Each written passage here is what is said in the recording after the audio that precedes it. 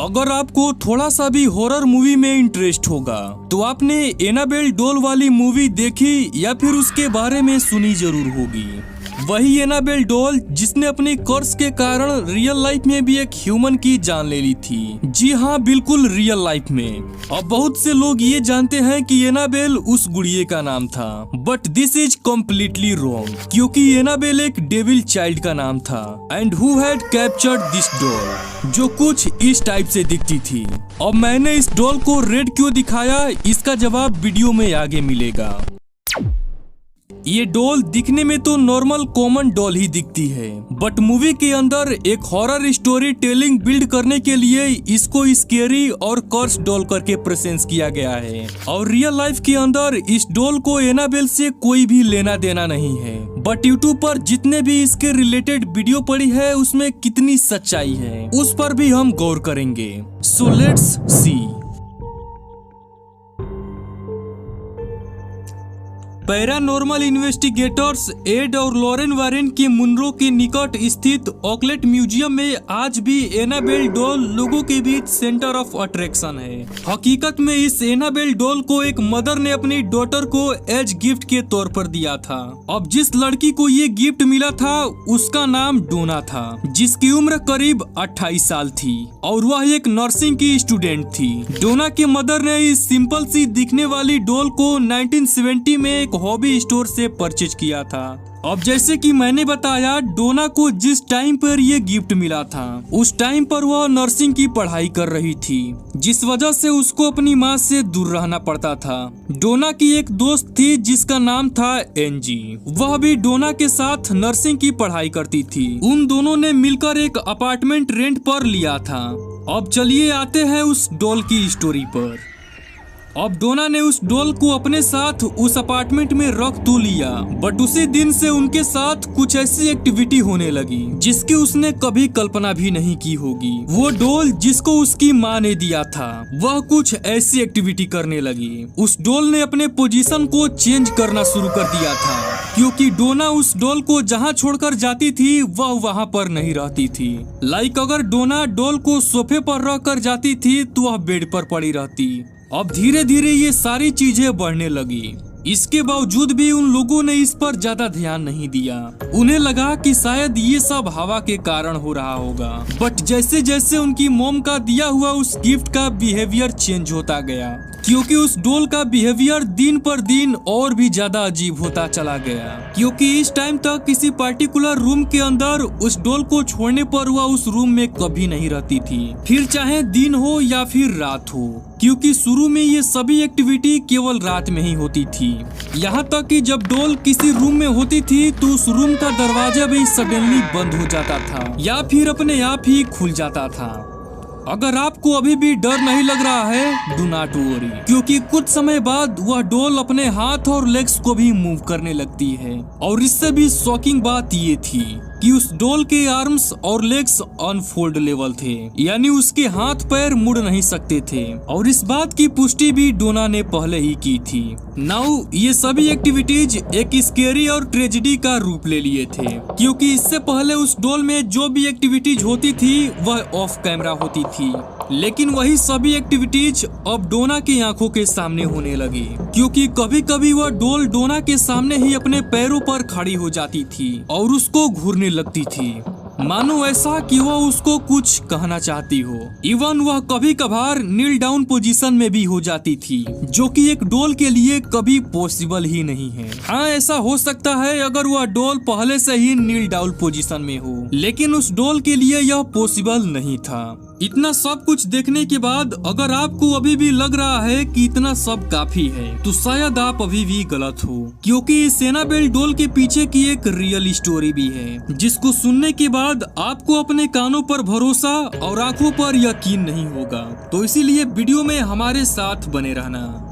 लेकिन अभी तक जितने भी उस डॉल के साथ पैरानॉर्मल एक्टिविटी हुए थे वे सभी कुछ दिनों के लिए एकदम थम से गए थे, यानी अभी तक सब कुछ नॉर्मल हो चुका था। इसीलिए डोना और एंजी ने ये सोचा कि अब सब कुछ ठीक हो चुका है, बट उन्हें क्या पता था कि यह शांति एक बहुत ही बड़ा तूफान का संकेत है। अभी उन दोनों ने राहत के सांस ली थी एक नाइट जब वो अपने काम से वापस घर लौटी तो उसको वह एनाबेल डॉल उसके बेड पर पड़ी हुई मिली, जबकि डोना ने उस डॉल को अलमारी में लॉक किया था। लेकिन इस बार कुछ और भी अजीब हुआ था, क्योंकि उस डॉल के पास कुछ अननोन मैसेज भी पड़े थे।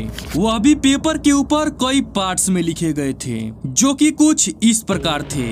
Miss me, help us, help LOU Angie का बेस्ट फ्रेंड था और एनजी डोना की रूम पार्टनर थी। अब जानकारी के मुताबिक LOU डोना और एनजी के साथ रूम शेयर करने वाला था, लेकिन सबसे शॉकिंग बात ये थी कि उसने अभी तक इन दोनों के रूम में इंटर नहीं किया था। इसके बावजूद भी उसका नाम वहाँ पर कैसे आया? खैर, इन सब बातों को छोड़कर हम उस लेटर पर आते हैं जिस पेपर पर यह सब बात लिखी गई थी। उस पेपर को आज तक डोना ने कभी खरीदा ही नहीं था, तो सबसे बड़ा सवाल वह पेपर रूम के अंदर आए कहां से? डोना और उसके फ्रेंड एनजी के साथ इतना क्रीपी और हॉरर एक्टिविटीज होती रही, बट डोना ने उस डॉल को नहीं फेंका। रीजन पहला, उस डॉल को उसकी माँ ने उसे गिफ्ट दिया था, इसीलिए वह उसको नहीं फेंकना चाहती थी। रीजन दूसरा, भले ही वह डॉल अनएक्सपेक्टेड एक्टिविटीज कर रही थी, लेकिन उसने डोना और उसके फ्रेंड एनजी को कभी भी नुकसान नहीं पहुंचाया, इसीलिए शायद उन दोनों के मन में उसे फेंकने का ख्याल कभी नहीं आया।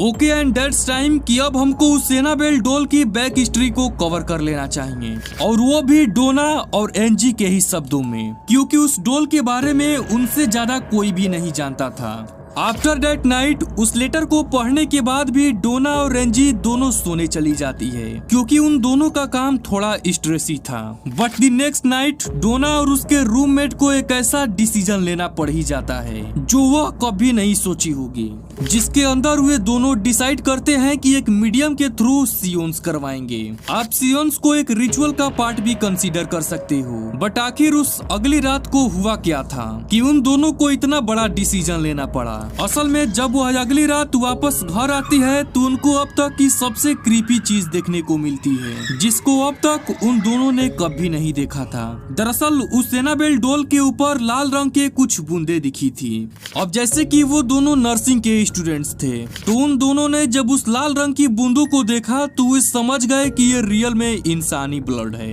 यही सबसे बड़ा रीजन था उनका इतना बड़ा डिसीजन लेने का। अब उन दोनों का सबसे बड़ा काम ये था कि आखिर इस डॉल को पीछे से कौन सी निगेटिव एनर्जी प्रेजेंस कर रही है, जिसके लिए डोना ने अगली रात ही एक मीडियम को हायर कर लिया और उसको अपने अपार्टमेंट में भी बुला लिया।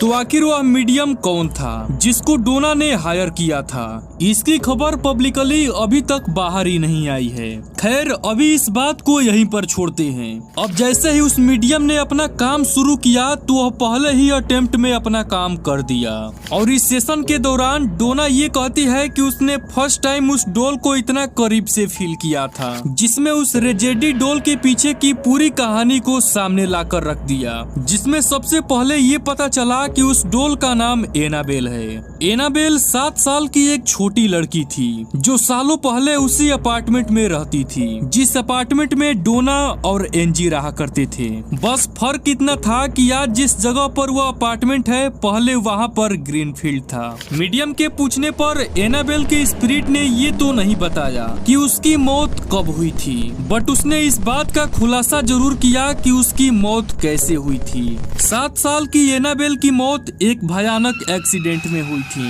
और वह एक्सीडेंट इतना खतरनाक था कि एक्सप्लोजन के बाद एनाबेल दोबारा वापस खड़ी भी नहीं हो सकी और वहीं पर उसकी ऑन द स्पॉट मौत हो गई।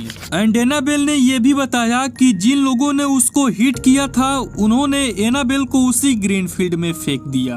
एनाबेल की ये सैड स्टोरी सुनने के बाद डोना और एंजी ने उसको ऑफर किया कि वह उस डोल में रह सकती है। एक बात और बताना चाहूंगा, सियोन्स वाला सीन मूवी के अंदर नहीं दिखाया गया है, बट जस्ट थोड़ी देर पहले मैंने आपको बताया कि एनाबेल डोल ने उस अननोन मैसेज में हेल्प लू लिखा था। दरअसल इस मैसेज के पीछे एक बहुत ही बड़ी स्टोरी छिपी हुई है, जिसको सुनने के बाद आपको, खैर छोड़िए, वीडियो में आगे बढ़ते हैं। लू जब कुछ दिन पहले डोना और रेंजी के रूम शेयर करने आया था, उसके साथ ऐसा बर्दाश्त हुआ जो वह कभी भी भूल नहीं सकता है। उस रात लू जब उस अपार्टमेंट में सो रहा था तभी उसकी अचानक नींद खुल जाती है, लेकिन उसके बाद भी वह खुद को ना ही हिला पा रहा था और ना ही कुछ बोल रहा था, मानो ऐसा कि वह स्लीप पैरालिसिस में चला गया हो, जिसमें वह ऐसा फील करता है कि वह एनाबेल डोल धीरे धीरे उसके चेस्ट के ऊपर चढ़ रही है। एनाबेल ने लू को मेंटली इतना डैमेज कर दिया था कि वह उसी समय बेहोश हो गया। लू जब नेक्स्ट मॉर्निंग उठा तो उसका कहना था कि रात को जो कुछ भी उसके साथ हुआ वह बिल्कुल ही रियल था, यानी वह कोई सपना या फिर पैरालिसिस नहीं था,